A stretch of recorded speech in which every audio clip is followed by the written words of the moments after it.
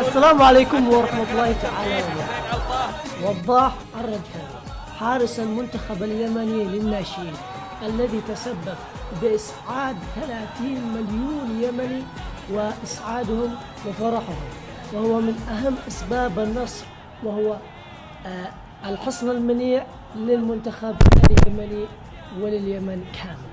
من يكون وضاح الردفاني وكيف تم تطويره وكيف كانت بدايته لحراسته للمرمى وكيف تم اختياره لحراسة المنتخب اليمني للناشئين؟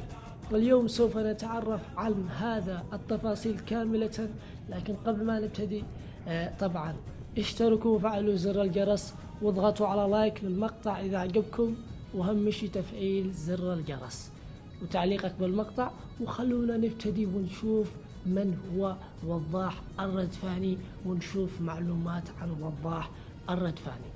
كانت بداية اللاعب والحارس وضاح من وسط منطقة الحبيلين الذي كان يسكن فيها والذي كان يحرس فيها، ومن ثم في دوريات المدارس تم اختياره، ويعني شارك للمدرسة الذي يدرس فيها وتم اختياره كحارس في دوريات المدارس. اكتشف موهبة الحارس وضاح الكابتن عفيف محسن جابر، والذي بسببه تم إظهار لنا هذا الحارس على مستوى نال إعجاب الجميع. تم اختياره كأفضل حارس عدة مرات، ومثل أيضا محافظة لحج مع المنتخب المدرسي بقيادة الكابتن أحمد البرحي، وأيضا لفت الانتباه نحوه.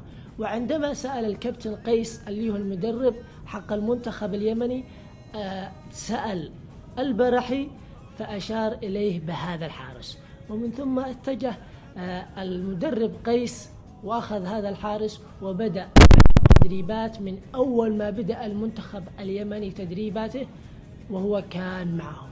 ومن ثم أعجب به الكابتن قيس وجعله حارس للمنتخب اليمني، وهذا ما حصل.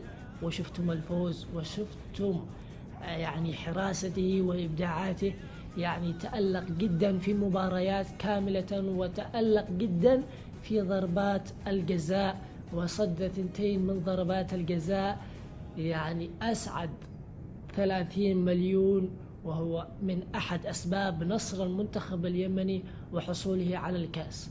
فشكرا للحارس وضاح، وشكرا للاعبين داخل الملعب الذي لم يقصروا إطلاقا وبذلوا ما عندهم وفوزنا بالكأس، ولله الحمد، وإن شاء الله بيكون القادم أفضل.